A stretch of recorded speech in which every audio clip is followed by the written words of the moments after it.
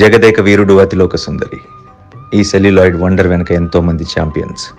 సినిమాలో ప్రతి ఫ్రేమ్ని మ్యాజికల్గా చూపించిన డిఓపి విన్సెంట్ గారు, అందమైన సెట్స్తో మరిపింపచేసిన ఆర్ట్ డైరెక్టర్ చలం గారు, ఎడిటింగ్ స్కిల్తో సినిమాకి సూపర్ టెంపోనిచ్చిన మన చెంటి గారు, పాటలు మాటలతో మెస్మరైజ్ చేసిన వేటూరి గారు, జంధ్యాల గారు, వీళ్ళందరి కష్టానికి ప్రాణం పోశారు ఒక లెజెండ్, ఒకే ఒక్క మాస్ట్రో ఇళయరాజా.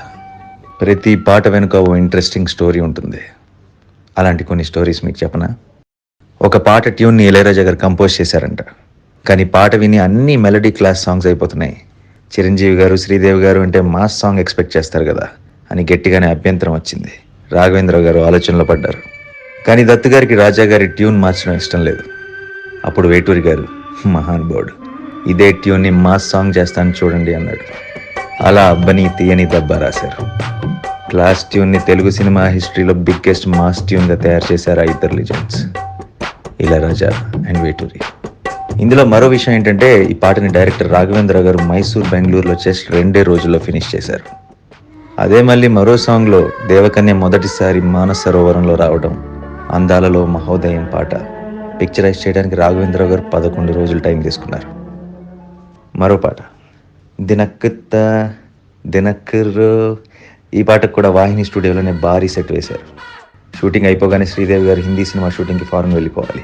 కరెక్ట్గా అదే టైంకి చిరంజీవి గారికి 104 డిగ్రీల హై ఫీవర్, ఒళ్ళు కాలిపోతుంది. ఓ పక్కన రిలీజ్ డేట్ May 9, ఒక్కరోజు తేడా వచ్చినా మొత్తం తేడా వచ్చేస్తుంది. అప్పుడు చిరంజీవి గారు హై ఫీవర్తోనే షూటింగ్కి రెడీ అయ్యారు. సెట్లోనే డాక్టర్, ఓవైపు స్పాంజింగ్ జరుగుతూనే ఉంది. చిరంజీవి గారు శ్రీదేవి గారితో డ్యాన్స్.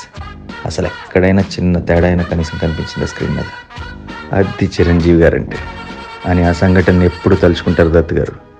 అనుకున్న డేట్కి అనుకున్నట్టుగా రిలీజ్ చేయగలిగామంటే దానికి ఆయనకి వర్క్ అంటే ఉండే డెడికేషన్ ముఖ్య కారణం అని మనసు మెచ్చుకుంటారు. అందుకే ఒక్క కారణం కాదు, ఎన్నో యాంగిల్స్లో జగదేక వీరుడు అతిలోక సుందరి తెలుగు సినిమా చరిత్రలోనే ఒక వండర్, ఒక మైల్ స్టోన్, ఎవరు ఎప్పటికీ రిపీట్ చేయలేని హిస్టారిక్ ల్యాండ్ మార్క్.